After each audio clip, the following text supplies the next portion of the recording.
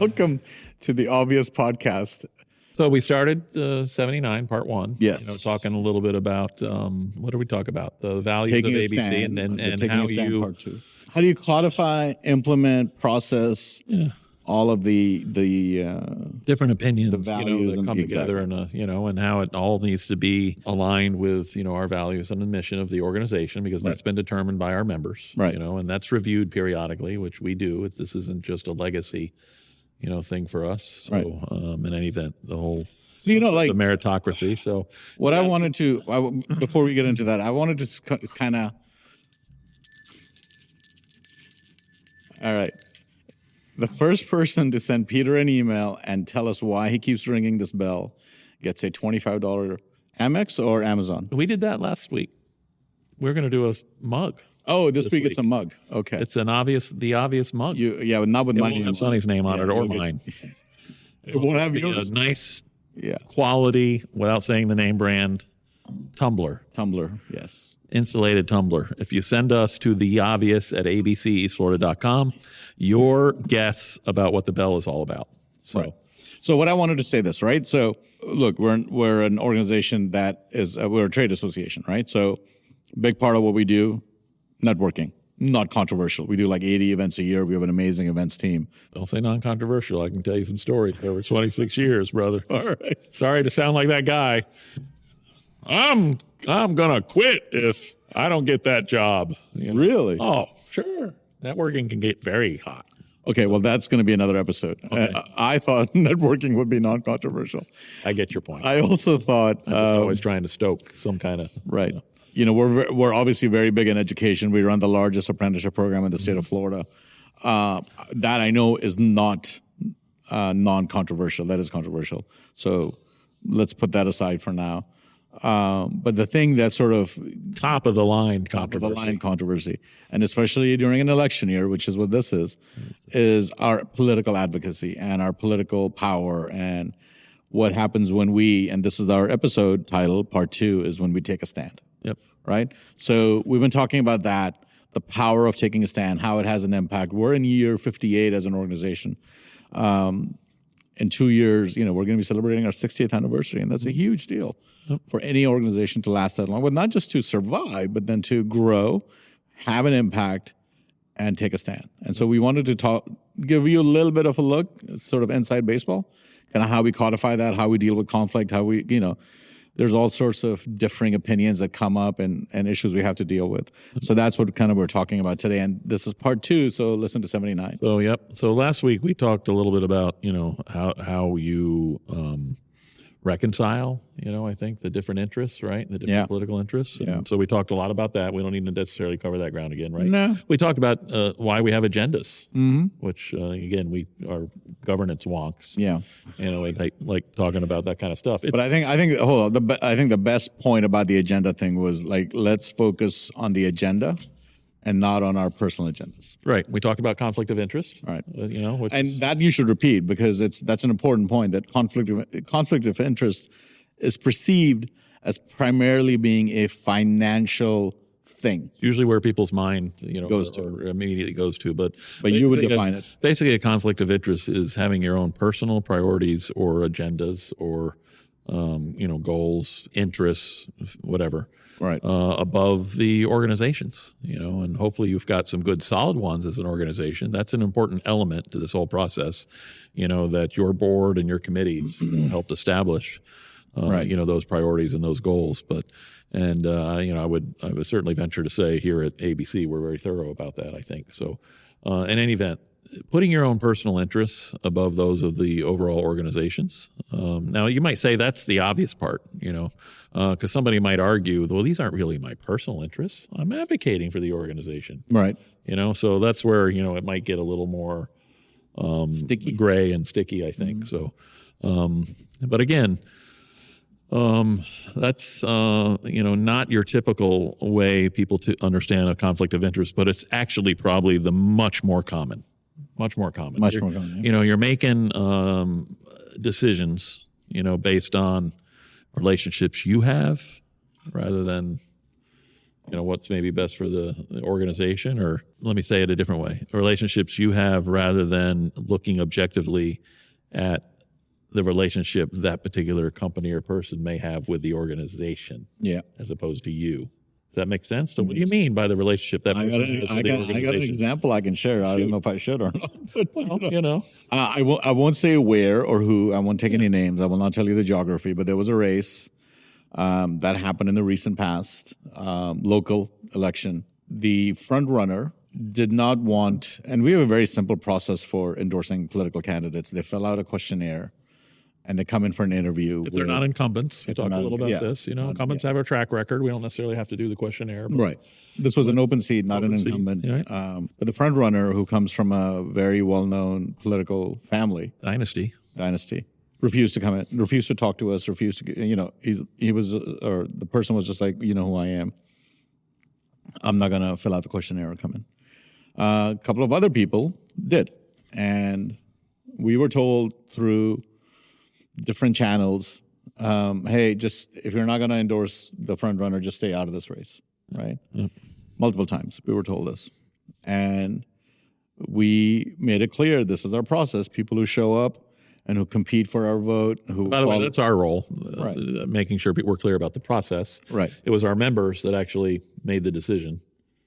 Yeah, on who to endorse, correct. Members, we don't decide who to endorse.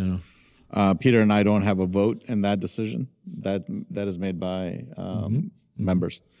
And this person who didn't want to participate in the process also wanted us to stay out of it, right? Not endorse. We ended up, great example. Our members decided to support the underdog, and the underdog won. Yep. Right? Yep. Won the race. Yep. And this ties back to we've talked a lot about what makes ABC stand apart. Yeah. What makes vice presidents of the United States call ABC the Marine Corps of American politics. It's not because we're not courageous that we don't take we don't take a stand. We do take a stand. Right. And by the way, not just taking a stand sometimes, but timing is a big part of taking stands. Yeah. If you wait until everybody else is out in front of you, it's not much of a stand. Right. So timing oftentimes is a big part of this conversation as well. Right. So, and it just has been for ABC, for our 58-year history as a chapter. A lot of very well-informed and engaged industry professionals recognize the influence of this organization. Mm-hmm. But it wasn't built overnight, and no one person can hold claim. Yeah. Here's why. This is what my question for you. We have 3 people full-time just on our government affairs department. 2 people full-time on our government affairs department. We have 3 consultants. Yeah, 3 consultants that we hire. So we're up to really 5 people. And then the state organization has its own. And then the state also hires a law firm. National has their own people. National has their own people. Mm-hmm. So with just us alone as a chapter, we have 5 people that are engaged in advocacy work for our members. Staff alone. And we're not even talking about members and relationship members have. Right. Just staff alone. Yeah. Influence that members exert. And we only have, I would say not some, I would say most ABC associations across the country have no government affairs people, and we have 2 that are full-time on staff. And the reason our board and our leadership deserve tremendous credit for, we present a budget every year that allows us to do this. But my question for you is, why so many people? Like, why are we hiring professional lobbyists? Right, sure. So my belief is, one, the mission we've been given, which is to grow ABC's influence. Mm-hmm. So you can't do that without, a significant commitment to people that do it full time. Right.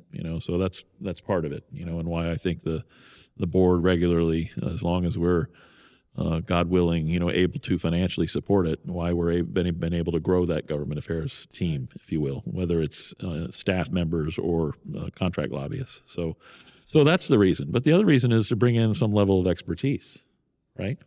So the most obvious and clearest example in terms of I want to say vicinity, or the one closest to us at the moment. Proximity. Is proximity. Mm-hmm. We decided this year as a chapter to do something we've never done before, which is pursue, a significant appropriations request, because the state of Florida has a well-stated objective of trying to grow apprenticeship in the state of Florida. Right. And who better to partner to do that with than the single largest provider, which is the ABC and the ABC Institute. There you go. Anyway, we've done many programs, I think, on this, and people who are familiar with the association know about our real estate investment in the Hialeah facility and how we're in the throngs right now of, getting construction documents and building it out, and it's just going to be one of our showcase, facilities. But the most important thing is, from a state perspective, is it allows us as a program in the state to go from, we had a ceiling of like 300 or so, given our lease space that we had at the time, and we can do, probably approaching 1,000, give or take, Right. So, yeah. I mean, it's like it's going to provide for 3 times our growth, So, in any event, pursuing that appropriation was going to require some level of expertise that we didn't have. So we went out and got it, right? Because there are people that, years ago, we went out and got an expert that had the relationships and the knowledge in terms of state education system, right? Because we were fighting at that time to try to get clarity on the whole, funding of apprenticeship in the state of Florida and whatnot. So to answer your question, and I won't say quickly or shortly because I've already blown that, I think. In pithy. But to answer your question, it's oftentimes also to bring aboard some level of expertise. Yeah. So. All right. So, but we were going somewhere with this. I'm wondering, how do you process when experts are ignored? The armchair quarterbacking, right? For the lack of a better term. It's a great question. Yeah. Why don't you and I try to fill up the rest of the show with that assessment? Yeah. We did a podcast a while back. We were talking about, trust and the importance of trust. Yeah. Episode 77. So, I think that plays in this. If you don't trust, and by the way, this gets back to other governance-related issues, which is the conflict of interest. Are you sure you don't just have a personal opinion about maybe that person doesn't have the expertise that we think he has, even though the organization has made a decision to hire that they do have that level of expertise. Yep. So are you sure it's not just a personal interest that you're putting in front of the organizational interests? So that's, one particular way, I think, of looking at that. Before you continue that point, I do want to say this. It is fascinating to me that you could be an expert in any field, right? And if you watch the news regularly and you understand kind of what's happening in the world or in the country or in the state politically, the number of people who think they are experts on politics. Sure. Because there is this, what's the word I'm looking for? Sonny, I've learned over the years, and I've been involved in politics all of my adult life and going into my... But conflating awareness with expertise. Correct. Right? Especially in politics. People don't... I don't see that in any other field, right? Like I see that mostly in politics, where people will just assume because they're aware of something, they're experts at it. Because most people just boil politics down to an opinion between one candidate and another, or one person and another. That's a great point. Can you say that again? That's a really great point. Because most people distill, the concept or the idea of politics is just a decision between one person and another. Which is why, because everybody was convinced Hillary Clinton was going to win. Sure. Because the perception was she's better liked than the other guy, so she's going to win. Yep. Okay. That's a great point. The most qualified candidate. But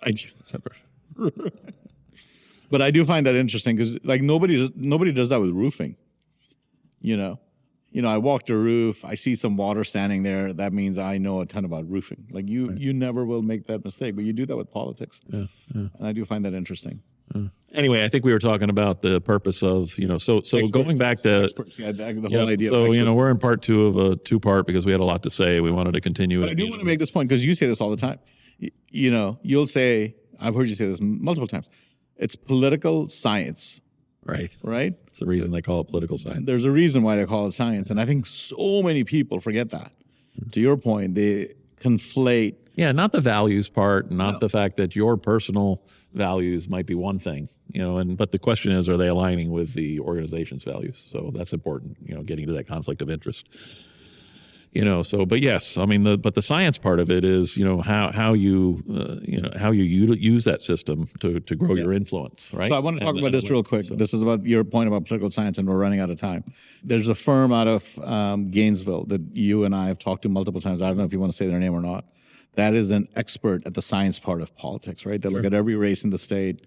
They'll tell you. Let's just say data is in their name. Data's in their name, right? Yeah. And they are phenomenally good at tracking every race, doing these internal polls. But doing it, by the way, for candidates and parties and candidates for decades. Yeah. So yeah, sure. There's a little bit of a science. And by the way, that was at the core of a lot of our action for going back, I think 8 years now. Right. What we've done because of the data analysis that they do, and they're so good at it. This is my point about political science, because they understand the science piece of it, right?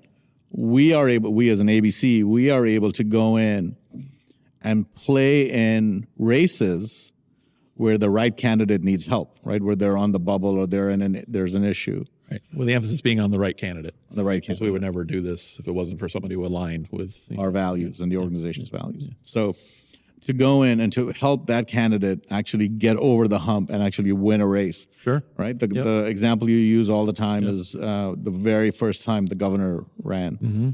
And that was a very close race. Yeah. And the ABC invested a lot of resources after doing the science part through this firm out of Gainesville and helped him get over the hump. Yep. And everybody's got their opinions about processes and things and ways to do things and what works for them and what, but yeah, the reason you hire professionals, staff or whatever. So we are running out of time, and I think we want to get this point, or we'd have to have a part three, which is, we've hired a lot of professionals. Yeah. The board has given us that privilege, in our budget and whatnot. And I'm very careful of emphasizing with staff, that we should be respectful of being asked for our input and our opinion. Yeah. Although hopefully, members would think of doing that. We're spending good money. Yeah. But it can be a little frustrating if we ignore, kind of the advice or, the opinion sometimes of professionals. It goes back to that point about trust, right? Goes to a point of trust. Mm-hmm. It can also go to the point of conflict of interest. Right. Both, yeah. Anyway, we've kind of come full circle, I think, in all this. So anyway. This is like a Chappelle Show event. We kind of brought it all together after 2 episodes. So to summarize. No. I do think we should end every episode with that pose. Like, you got to stick your finger out, and I'll have that goofy smile on my face. There you go. All right. So anyway, I hope that you found this interesting. Yeah. So I hope what's the point of any of our podcasts? It's obviously to enlighten and entertain. That's right. And to raise awareness and I think branding to some degree of ABC and the Florida East Coast chapter. But see, all of that happens if we do enlightenment and entertainment. That's right. If we get those two right. Because if you don't do those two right, you're not going to have any of that. You're not going to have any influence. So, but anyway, I hope you found some, it sparks better governance, which is what a lot of our objectives here. It also, whether it's, and by the way, we have listeners, we're certain are not just Florida East Coast chapter members. Oh yeah. This applies to whatever nonprofit you may be involved with, absolutely. Quite frankly. Or good governance is good governance. Doesn't matter where you are. That's exactly right. That's exactly right. So I do hope you appreciate how hard we try to make these 20-minute episodes for you, because I am trying to watch I'm trying to listen to a podcast that's 5 hours long. It's taken me a week to go an hour into it. Yeah. I'm like, man, I got 4 more hours left of this. Yeah. So, and we realize it's a little different and unusual, and we usually don't do part 1 and part 2 episodes, but we wanted to cover this because it's not just for us. I think it really helps you sort of whatever environment you're in as a leader, and I know so many leaders listen to the show and watch the show. So to be sort of aware of how you provide your governance and how you kind of manage your roles in leadership, especially in these two episodes were jam-packed with great information, I think. Absolutely. So, and hopefully you got something from it. I'm guessing it's not going to be the last time we talk about certainly a political or government affairs aspect of ABC this year.